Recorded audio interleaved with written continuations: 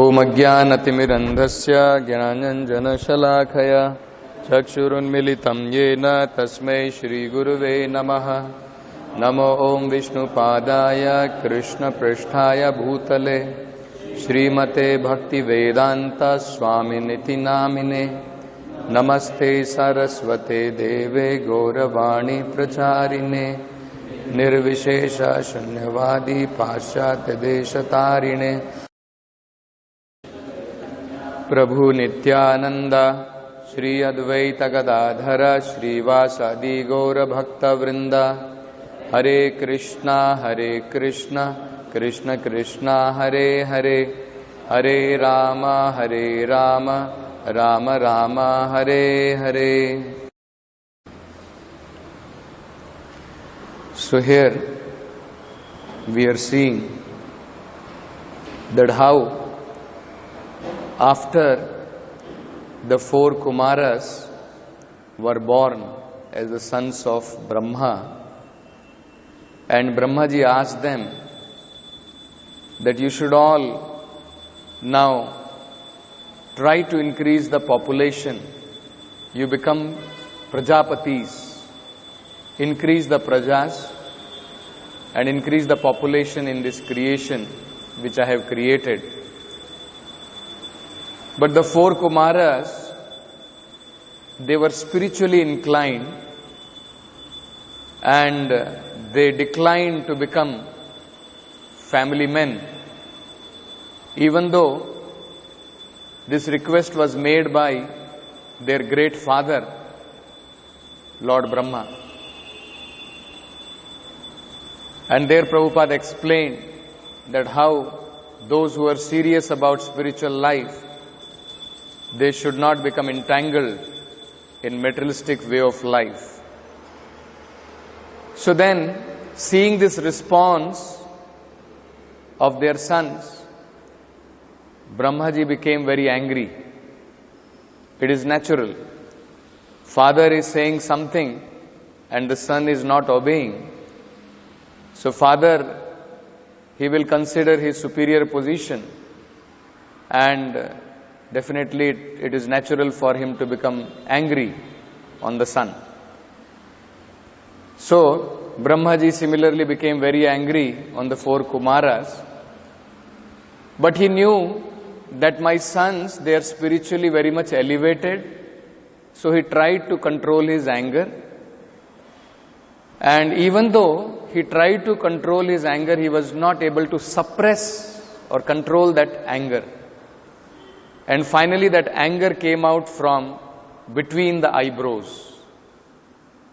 So that is what is mentioned here. Dhiya nigrahya manaha.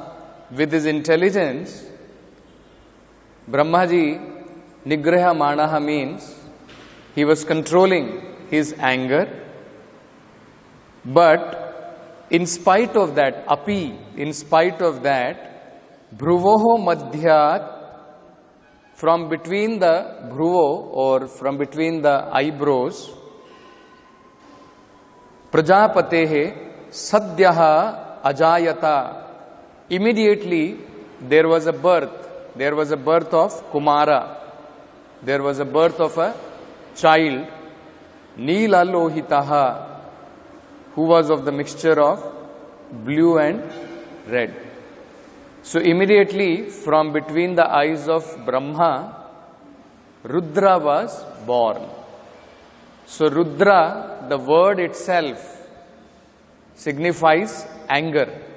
Rudra actually means one who is very angry, who is born out of that anger of Brahma.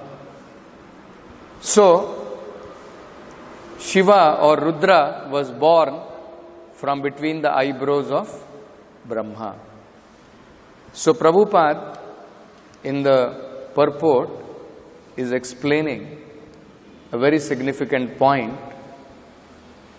Prabhupada is saying here, the face of anger is the same whether exhibited due to ignorance or knowledge. Why it is said here is because somebody who is not very knowledgeable, he becoming angry, and somebody who is very knowledgeable, he becoming angry. Is there a difference? Let us say somebody is very knowledgeable and that person becomes angry, and somebody is not very knowledgeable and he becomes angry. So Prabhupada says the face of anger is the same, whether it is exhibited due to ignorance or knowledge. Because Brahma, he is in knowledge. He is in knowledge and he is trying to control also that actually I should not exhibit this anger. But still we find Brahmaji with his knowledge also is not able to control that anger. Although Brahma tried to curb his anger, he could not do so, even though he is the Supreme Being. Such anger in its true color came from between the eyebrows of Brahma as Rudra, in the mixed color of blue, ignorance and passion, because anger is the product of passion and ignorance. So actually, anger is not a product of goodness. Anger is a product of Rajogun and Tamogun. In Bhagavad Gita, Krishna very clearly says that those who want to advance in spiritual life, they must free themselves from 3 gateways to hell. So Krishna describes in Bhagavad Gita that there are 3 gateways to hellish life. To Naraka, there are 3 gateways. What are the 3 gateways? Kama, Krodha, Lobha. So Krishna says, lust, anger and greed. These are the 3 gateways to hell. And every sane man should avoid these 3 gateways. So that means what? If we come under the spell of Kama, Krodha or Lobha, then actually we cannot advance in spiritual life. It's very important to note. So there, it is very nicely explained. Prabhupada explains. The beginning is with Kama, lusty desires. So what happens? We try to satisfy our lusty desires, but generally the nature of this material world is that we are not satiated. We don't get satisfied. In spite of trying to satisfy our desires, we become frustrated. So then what is the result? Say we are trying to satisfy our material desires, and one after another our material plans are spoiled and we become frustrated. What is the next result? Next result is anger, Krodha. So when Lobha is not satisfied, the result is Krodha. So when Kama is not satisfied, the result is Krodha. And when there is immense opportunity to enjoy Kama, then Lobha results. It is not that we become peaceful. I have satisfied my senses, I am satisfying my Kama, so now I am very happy, I am very comfortable, now I am very peaceful. No. The nature of Kama is that it will never get satisfied. Krishna gives the example, the more we try to satisfy, it is like you burn fire and on the fire you pour ghee and you are thinking this fire will be vanquished. There is no possibility. Prabhupada even gives the example sometimes. In the beginning it may look like, when you pour a lot of ghee, in the beginning it looks like the fire has subsided. But actually the fire has not subsided. Ghee is an ingredient which will propel more and more fire. So when you pour a lot of ghee, in the beginning it may look like that fire has become subsided, but actually it is not so. Gradually the fire will pick up and more it will burn. Similarly, the more we try to satisfy our lusty desires, we may think that now enough, I have become now, my lusty desires have become subsided. Let me try to enjoy as much as possible and then it will become subsided. No. There is no possibility of lusty desires getting subsided by trying to enjoy. There is no possibility of subsiding our lusty desire. That is not possible. Rather, it will increase more and more. The more we try to satisfy our lusty desires, the more we become greedy, lobha, to satisfy more and more of our kama. So, if opportunity is there to satisfy our kama, it will turn into lobha. If opportunity is blocked, it is hindered, then it turns into krodha. So, either you satisfy or it is not satisfied. In either way, these three enemies perpetuate. So, that is why Krishna says, from the very beginning, we should try to curb this most sinful enemy of self-realization. Krishna calls it. Krishna says, the most horrible, most abominable enemy of self-realization is kama. It begins with kama and then either krodha or lobha perpetuates into that. So, these are the result of rajoguna and tamoguna. So, Krishna says that every sane man should try to avoid these three gateways to hellish condition of life. In Bhagavatam, there is a very nice description about Lord Shiva. So once, the leaders of universal affairs, Marichi, Daksha, Vashishtha, all these great personalities, they had planned one sacrificial ceremony. One huge big yagna was arranged. All important demigods, they were called, all important great sages, they became part of that yagna. Because actually yagna is generally meant for satisfying Lord Vishnu. So whenever yagna is performed, all the great personalities, great sages, they assemble. So Daksha was the main organizer of this sacrificial arrangement, in association with other leaders like Marichi and Vashishtha. He had organized a great sacrificial performance. So then what happened, when the yagna was thus going on, all the great demigods were invited.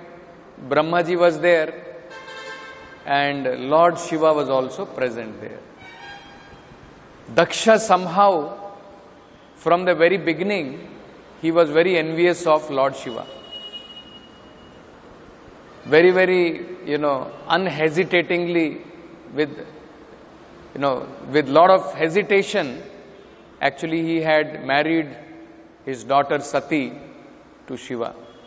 But from the very beginning, he was very critical about Lord Shiva, that he is very unclean, he lives in Shamshana, and he is always decorated with ash, and all his associates are very unclean, all ghosts are his associates.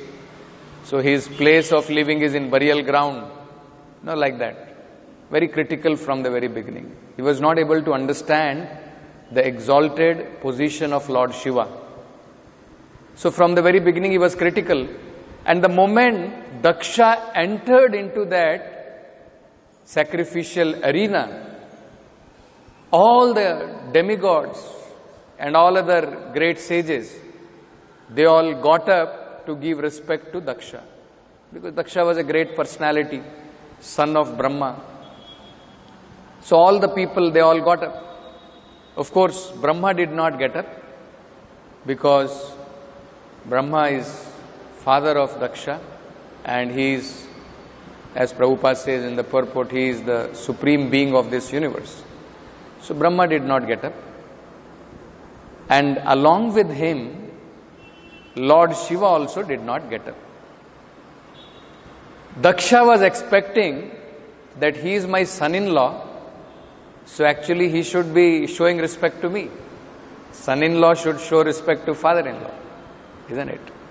But actually position of Shiva spiritually and even materially was greater than Daksha. Because Lord Shiva is one of the expansions of the Lord. Brahma, Vishnu, Mahesh.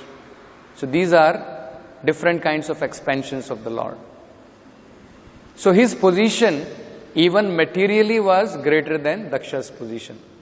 So Lord Shiva did not get up. He also did not get up to show respect to Daksha. So this infuriated Daksha very much. And he became very, very angry. And he started using, different kind of dirty languages, started blaspheming Lord Shiva and all his associates. Not only that, he started thinking that this sacrificial arena where all these great sages have assembled, this is not fit for me. This is not fit for a person like me. And he immediately left that sacrificial assembly. And even though Brahma tried to persuade him, all great sages tried to persuade him, he did not listen to any one of them.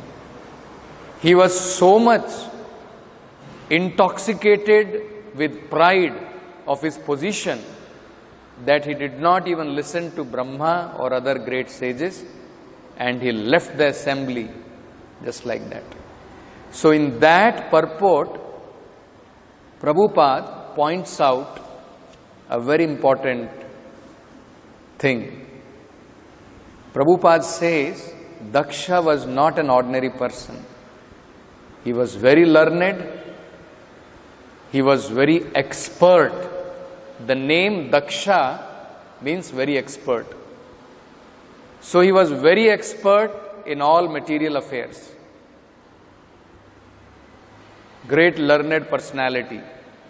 So Prabhupada says, anger is so detrimental that even a great person like Daksha, out of anger, left the assembly of great sages.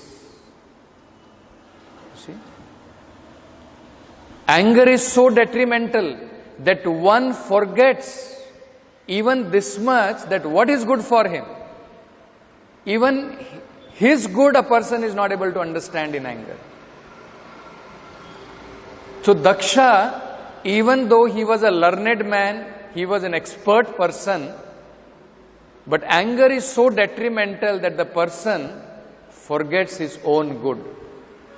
And this anger factually became the cause of destruction of Daksha. and all his associates. The whole sacrificial arena later on was completely spoiled by Lord Shiva and his associates. So much so that one of the associates of Lord Shiva took hold of Daksha and chopped off his head. So Daksha had to lose his life practically because of his ignorance, because of his anger. You see, later on, of course, by the request of all the demigods, Brahma, everybody, then Lord Shiva pardoned Daksha and factually made him once again alive. But later on he was, because his head was completely vanquished, his head was burned to practically ashes. So he was not able to be re-established with the same head. He was later on given the head of a goat, of an animal. But even with the head of the animal, he was able to realize his mistake, and later on he begged his forgiveness from Lord Shiva. And then once again, with proper knowledge, he began that sacrifice, and then later on Lord Vishnu appeared in that assembly. So Prabhupada explains that how this anger is so detrimental that one forgets his own good because of the influence of anger. Similarly, actually we can see that even in Krishna consciousness, even though sometimes the devotees are very learned, but the false ego, the pride sometimes takes a hold on a devotee, and it comes out in the form of anger. And later on we find that sometimes out of such kind of anger, sometimes a devotee may give up the association of devotees. That this place is not fit for me. You see? Just like we can see the example of Daksha. He is maddened by pride because of his position. Because of his position, he is in false ego. So because of that, he became under the spell of anger. He was not able to understand what is good for him. So similarly, even though we may be learned in Krishna consciousness, even though we may be in the assembly of devotees, but still it is possible that we may become a victim of anger. And how that anger comes? Out of pride. So we have to be very, very careful that anger is so detrimental, it can take us out of Krishna consciousness. It can take us out of assembly of devotees. We see the practical example of Daksha, that he left the assembly thinking it is not fit for him. Prabhupada says that in the purport, that even a great personality like Daksha was not able to understand his good, and he left the assembly of great sages, pious people. He left the assembly of that. So we have to be very, very careful in Krishna consciousness that we don't come under the spell of anger. And the anger comes out because of false ego and pride. So Chaitanya Mahaprabhu, that's why he always said that our position in Krishna consciousness should be always, we should be feeling that I have no position.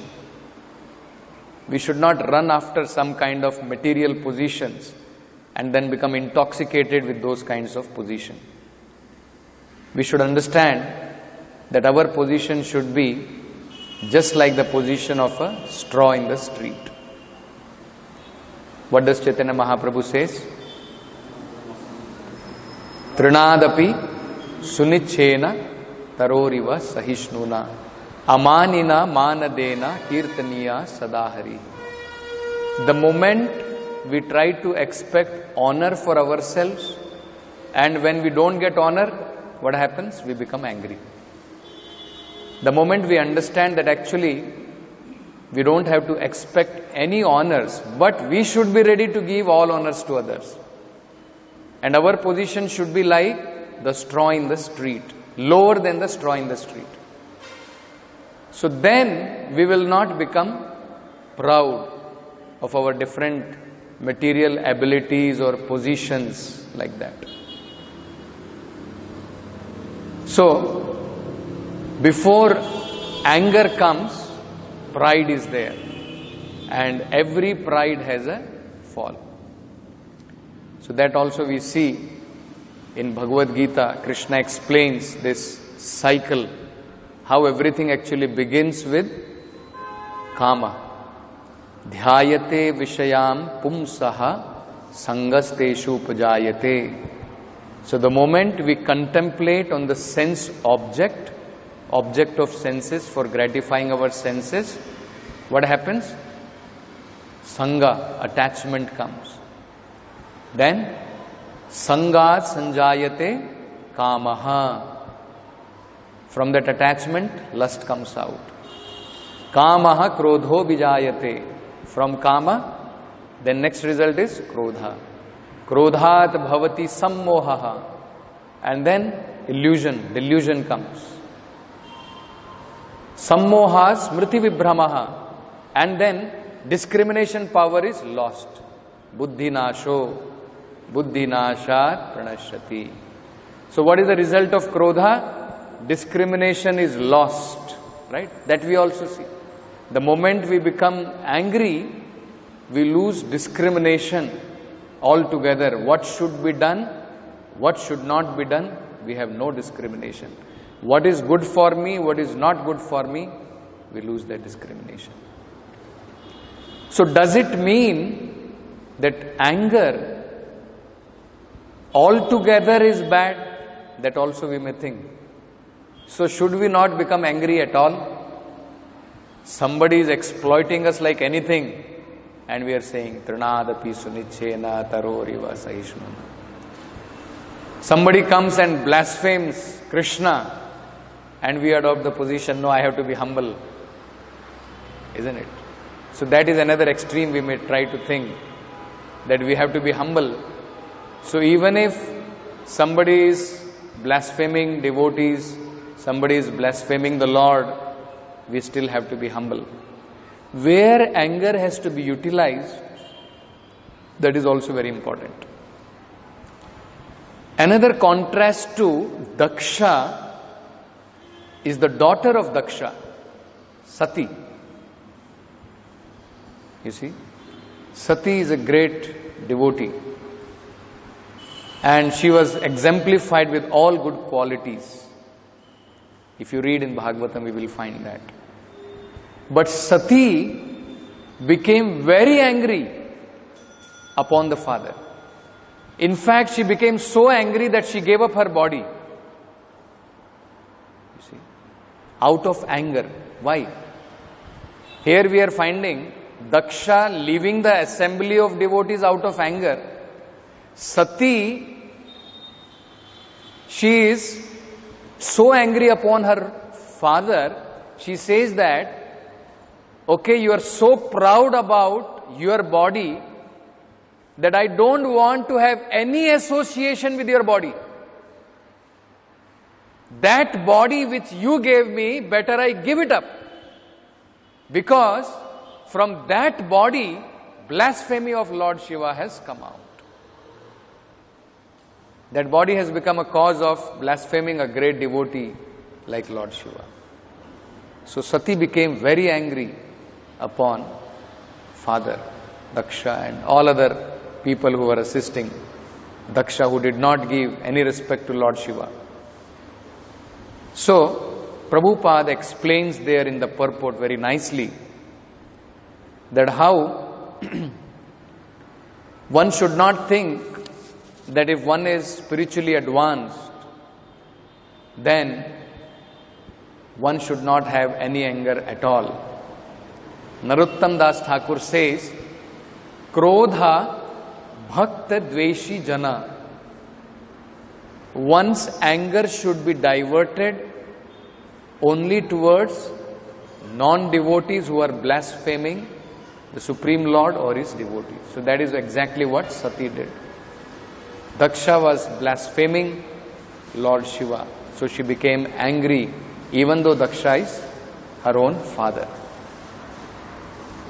Prabhupada gives one more example in that purport. Prabhupada gives the example of Lord Chaitanya. Prabhupada says Lord Chaitanya always taught humbleness and meekness. Right? One has to be very meek and humble. But even Lord Chaitanya himself became very angry when he understood that Jagai and Madhai, they were blaspheming Lord Nityananda.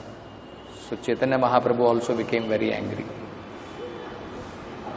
Prabhupada says that at least to safeguard our devotional service and to keep away materialistic people, we have to become angry. At least for the time being.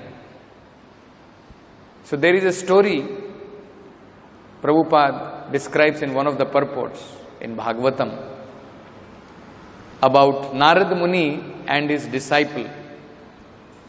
So Narad Muni's disciple, there was a snake who became a disciple of Narad Muni.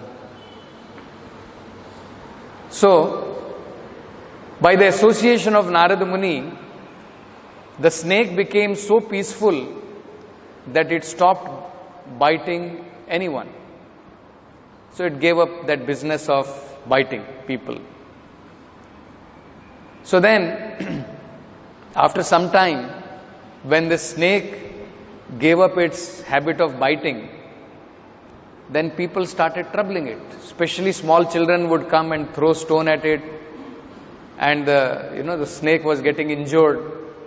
So then when Narad Muni once again came, so the snake inquired that, my dear Narad Muni, after your association I gave up this habit of biting, and the result is that I am always troubled. I am not able to practice even my devotional service. These people come and trouble me always. So then Narad Muni said, even if you don't bite, at least you should expand your body and you should behave as if you are biting. Then they will not give you trouble. So Prabhupada says that even though we may not become angry on ignorant people or karmis, at least to safeguard our devotional service, sometimes we may have to use anger for the time being. So anger has its proper utility, because anger is also one of the emotions. Without it being in Krishna, there is no possibility that there is a question of anger at all, isn't it? So even we see that how Krishna became angry either on Shishupal or Kamsa. So anger is a emotion. This is a quality of the soul, but it has a proper utility. In the material world, generally, anger comes from passion and ignorance. Otherwise, in its pure form, anger is completely different. In its pure form, just like we see the example of Narada, Narada's anger was also divine, and it was very useful. We see the result of proper anger. When Narada became angry on sons of Kuvera, the result was they were able to meet Lord Krishna personally and they were liberated. And they were also given, that opportunity that directly by the Lord himself, they appeared as the twin trees in the courtyard of Nanda Maharaj. So directly in that assembly, directly by the Supreme Lord's personal body itself, they were delivered. So that example also we can see that when anger is properly utilized by saintly people, by a person who is advanced in Krishna consciousness, it has a completely different effect. But we should not try to imitate such great personalities and think that, we should utilize anger for others. Generally we try, rather than utilizing that, we try to, our own frustrations, we try to, give it to other people in the form of anger. So that should not be the idea. The whole idea is that once we are spiritually advanced properly, we will know the proper utility of all these undesirable qualities in the material world, how they can be properly utilized in service of Krishna. So we'll stop with this. Granthra Srimad Bhagavatam ki jai, Srila Prabhupada ki jai.